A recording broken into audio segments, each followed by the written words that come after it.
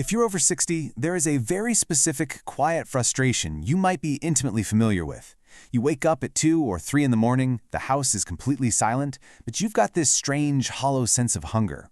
Or maybe you're starting the day completely exhausted, even after spending a solid 8 hours in bed.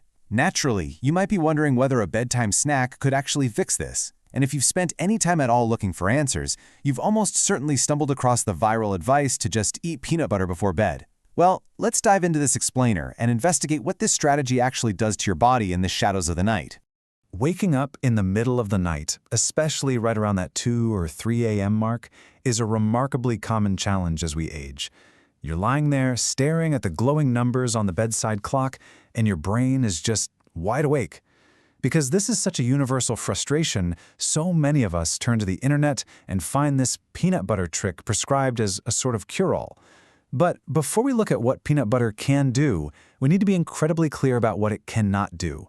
Look, let's get one thing straight right out of the gate. Peanut butter is not a miracle cure. Despite what enthusiastic internet gurus might claim, it doesn't magically repair your aging muscles overnight. It doesn't instantly stabilize everyone's blood sugar, and it certainly doesn't act like a medical switch to just turn on deep sleep.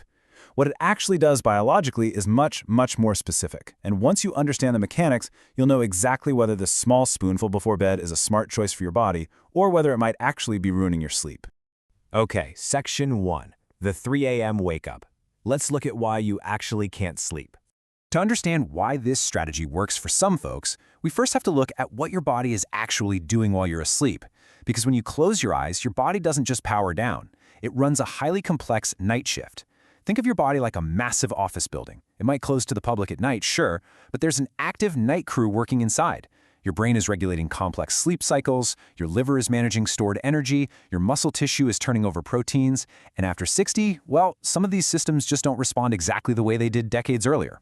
We often assume waking up at 3 a.m. has a single cause, but look at the range of culprits. We're talking sleep apnea, stress, reflux, genuine hunger, or pain. And here's the kicker. Food only solves one specific problem on this entire list. Moving on to Section 2, blood sugar and digestion, the role of food. If food is only part of the picture, let's explore the one specific area where a bedtime snack actually plays a role. You've probably heard the internet theory, right? That your blood sugar crashes overnight, causing this massive panic response that jolts you awake. Now, true overnight hypoglycemia is primarily a concern for some people with diabetes, especially those on specific medications. But for the rest of us, the story is a bit different. To understand why peanut butter behaves differently here, imagine your metabolism as a fireplace. Throwing a handful of paper into the fire is exactly like eating a sugary cookie before bed. It burns incredibly quickly. You get a bright, fast flame, and then boom, is completely gone. Now imagine putting a dense piece of wood on that fire. That is peanut butter. Because it contains mostly fat, alongside some protein and just a little carbohydrate, it acts as a much more energy-dense, slow-burning fuel. Let's build on that fireplace metaphor for a second. Think of your stomach as the beginning of a processing line. Fat has a very specific biological function here. It naturally slows the movement of food through the stomach compared to simple, rapidly digested carbohydrates. Because that processing line is moving more gradually, it creates a much more sustained energy release. If you go to bed hungry, your stomach basically turns into a demanding manager, sending repeated feed-me signals straight to your brain. And in a quiet, dark bedroom, those signals are literally impossible to ignore. Slowing down that processing line just pacifies that manager, allowing you to actually settle down and sleep. Section 3. Muscle repair and reflux, the dual nature of this snack. You see, peanut butter has a real dual nature. The exact same mechanism that makes it wonderfully satisfying for one person can make it a total nightmare for another. Consider someone dealing with evening hunger. The fat in the peanut butter provides satiety, it quiets the stomach, and it leads to peaceful sleep. Great. But on the flip side, consider a person with a history of heartburn or GERD. When you lie down flat, your stomach contents are already in a prime position for reflux to happen. For this person, introducing a high-fat food right before bed actually aggravates their reflux, resulting in burning, coughing, or this awful sour sensation. The food didn't change at all. The person and their underlying biological baseline did. All right, let's address one of the absolute biggest claims floating around out there, muscle repair. To really grasp this, we have to talk about a medical concept called anabolic resistance. Simply put, this is the reduced response your muscles have to protein signals as you age past 60. Imagine a construction site with plenty of work to do, but the older construction crew just doesn't jump up and respond as quickly or enthusiastically when a delivery truck drops off some materials. That, in a nutshell, is anabolic resistance. And this is exactly where those viral internet videos go entirely too far. They love to claim that a spoonful of peanut butter will miraculously rebuild your aging muscles while you sleep, but consider the reality here. 1 spoon of peanut butter is just a very small package of building materials. Yes, it provides a modest amount of protein, but to actually overcome anabolic resistance and rebuild muscle, you need a large shipment of materials, like a complete high-protein meal paired with a massive construction signal, which is resistance exercise. Peanut butter alone simply cannot do this job. No way. We also really need to talk about tryptophan and magnesium, mainly because these are heavily promoted as the magic sleep ingredients in peanut butter. Here's the absolute truth. Yes, these are real, biologically relevant nutrients, and yes, they are absolutely present in peanuts. But the amount in a single spoonful, it is not a therapeutic dose. It's not a sleeping pill, it is not going to cure a severe magnesium deficiency, and it won't treat your nighttime leg cramps. It definitely contributes to a nutrient-dense diet, but guys, it is not medicine.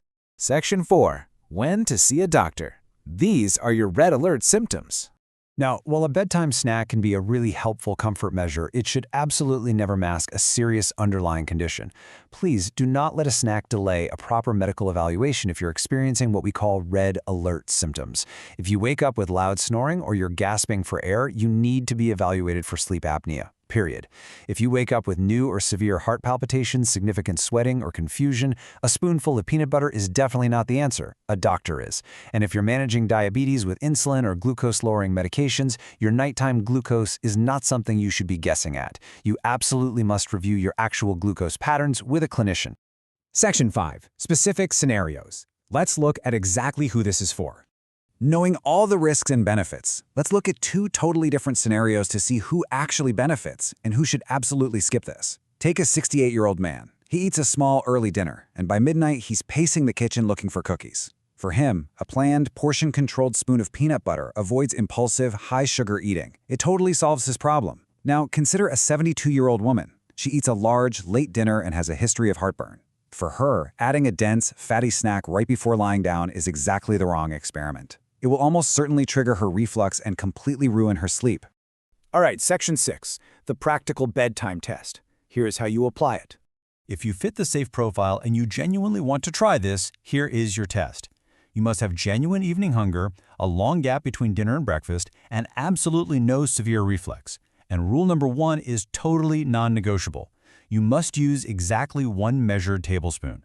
I cannot stress this enough. Do not just estimate with a massive soup spoon from your kitchen drawer. Peanut butter is incredibly easy to overserve, and 2 or 3 generous scoops can add a massive amount of excess energy to your day. You have to measure it out. And the real reason you must measure it is because of this number right here, 100. 1 tablespoon is roughly 100 calories. This energy is not metabolically free just because you're eating it in the dark before bed. Your body still counts every single one of those calories. If your daily intake is already higher than you need, adding this every single night doesn't give you some special metabolic advantage. It's literally just an extra 100 calories. So here is your practical blueprint. Honestly, feel free to pause the explainer or take a screenshot right now. Step 1, measure exactly 1 tablespoon. Step 2, choose a product with simple ingredients, mostly peanuts, maybe a little salt, but avoid those massive amounts of added sugar. Step 3, eat it roughly 1 hour before bed. You don't need some magical 47-minute timing window, just about an hour is totally fine. And step 4, keep the rest of your routine consistent and simply observe how you feel for a few nights. Are you less distracted by hunger, or do you just feel overly full? Ultimately, there is no internet miracle food. The real secret to aging well isn't found sitting in a jar, it's found in learning how to decode the signals your own body is sending you in the middle of the night. So what does this all mean for you? Well, the next time you wake up at 3 a.m., before you head straight to the pantry, take a second to just listen. Is your body actually asking for fuel, or is it trying to warn you about something else entirely? Thanks so much for joining me on this explainer, and I'll see you next time as we continue exploring how to master our health.